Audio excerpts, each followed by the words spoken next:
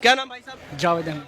कहाँ के रहने वाले? कश्मीर। भैया बात कर रहे थे कि आमिर खान ने उधर या इधर पोस्टर चिपकाया था वो राम जी का। आप मुझे एक बात सिंपल बताओ, राम जी को क्या मानते हैं आप? भगवान?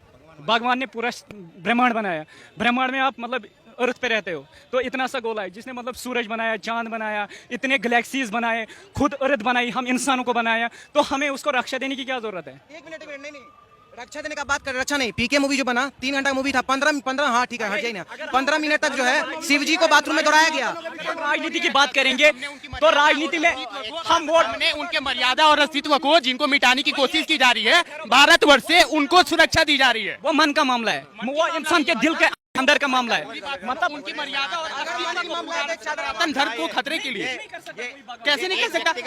आप उनके सच्चाई को मिटा रहे हो, आप उनके सच्चाई को मिटा। भाई साहब बात बोल रहे हो सरकार की। सरकार वो आनी चाहिए जिसके पास प्लान होगा, मतलब डेवलपमेंट का प्लान होगा, जो डेवलपमेंट करेगा।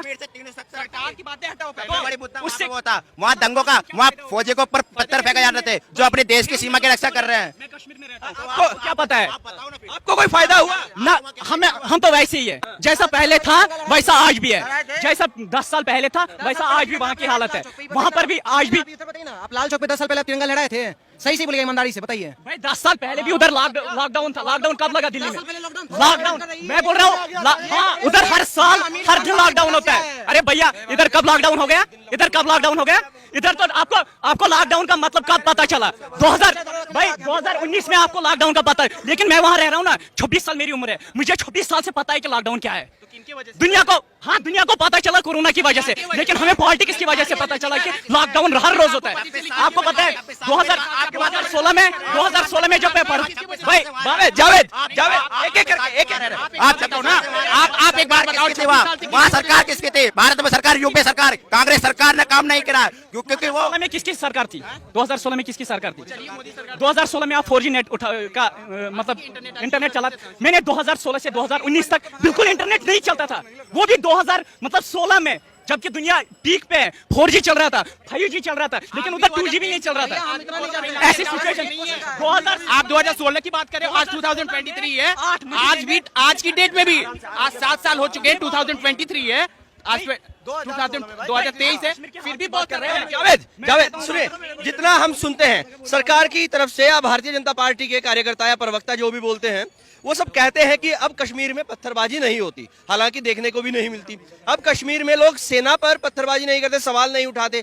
पहले हमारे जो सैनिक हैं, सेना के जवान, वो खड़े भी नहीं हो पाते। इसके बारे में मैं बात कर रहा हूँ। मैं कश्मीर से हूँ, पहले मैं दिल्ली में हूँ, पहले तो मैं खुल के बात करने से डरूंगा। सुनिए, आप सोच, देखो भाई क्यों, देख मैं बताऊंगा ना क्यों। क्योंकि जो पत्थरबाजी करते थे ना, वो एक भी खुला नहीं है, बंद है, सारे बंद है। मतलब सही हुआ या गलत हुआ? पत्थरबाजियों को बंद करना सही रहा या गलत रहा? मैं मतलब पढ़ा लिखा बंदा हूँ, अगर मैं कोई गलत काम करूंगा, सरकार को इन्वेस्टिगेट करने का ये क्यों कर रहा है? मतलब ये ऐसा नहीं किसी को भी उठा के बंद कर देंगे या, लेकिन अगर हमें ग्राउंड लेवल पर जाएंगे, उनसे बात करेंगे, भाई आपको क्या तकलीफ है, आप पत्थर क्यों मारते हो, ये बात बंद करो। आपको क्या चाहिए? आपको रोजगार चाहिए, आपको मतलब आपको रोटी नहीं है? मैं बता दूं, मेरे चाचा सीआरपीएफ, मेरा नाम देवराज पांडे, मैं बिहार के बक्सर जिले से हूँ, और मेरे जो चाचा सीआरपीएफ में पोस्टेड थे उनका नाम विनोद पांडे था। उन्होंने मुझे बताया था, वहाँ के जो लोकल्स होते हैं, आप जिनकी बात कर रहे हो ना, उस वक्त तक सेना पर जिस हिसाब से पत्थरबाजी किए जाते थे, वहाँ के लोकल से लेकर वहाँ से जितने भी आप बता रहे हो, हिमायती बन रहे हो जिनकी आप, और उसके अगेंस्ट आप जो बात कर रहे हो ना, उस बात को समझो। मैं हिमायत नहीं कर रहा हूँ, मैं बोल रहा हूँ मतलब हमारे इंडिया को छोड़ दो, इंडिया को छोड़िए। अमेरिका में जब वोटिंग होती है ना, तो वहाँ पर एक एग्जाम होता है। मतलब एग्जाम किस तरीके से होता है, जो भी नॉमिनेशन के लिए फॉर्म भरेगा, पहले तो उसकी एजुकेशन देखी जाती है, उसके बाद उसको मतलब एक इंटरव्यू देना पड़ता है। भाई अगर आपको हम वोट देंगे, आपके पास क्या प्लान है, आप क्या करोगे आगे, आप देश के लिए क्या करोगे, what is in your mind. आपके माइंड में अभी मतलब आपको पता है कि आजकल पहले जब होता था, पहले हाथों से वार होता था, उसके बाद हो गया मतलब गन वन आ गए, उसके बाद बायो वार होने, आजकल साइबर वार होता है। साइबर वार का मतलब क्या होता है कि आज नंबरिंग पे काम करते हैं, मतलब कंप्यूटर पे काम करते हैं। तो हमारे पहले भाई मुझे बात करने दो, पहले हमारे मिनिस्टर, चाहे एमएलए हो चाहे पीएम हो, उनको इतना पढ़ा लिखा होना चाहिए कि उनको ये नॉलेज होनी चाहिए कि साइबर वार का मतलब क्या है।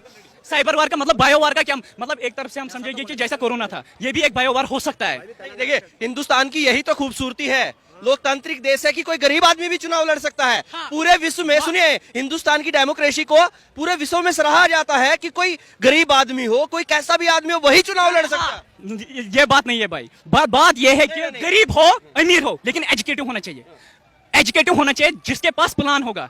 ऐसा नहीं कि भाई जब हम गवर्नमेंट जॉब के लिए, ठहरो भाई, मैं एक बात बताता हूँ। प्लान तो जब सुनिए चुनाव होते हैं सभी, सुनिए जावेद सुनते नहीं आप, जब चुनाव होते हैं तो सभी पार्टियां अपना मैनिफेस्टो लेके आती हैं कि भाई साहब हम ये 50 काम करेंगे अपने आने वाले समय में, वो प्लान ही तो होता है। अब आप उसको इंग्लिश में कुछ और कहिए तो वो शायद मेरे को लेकिन मैं सबसे पहली बात और यही बात कहना चाहता हूं कि जो भी इलेक्शन लड़े उसके पास अच्छा प्लान होना चाहिए।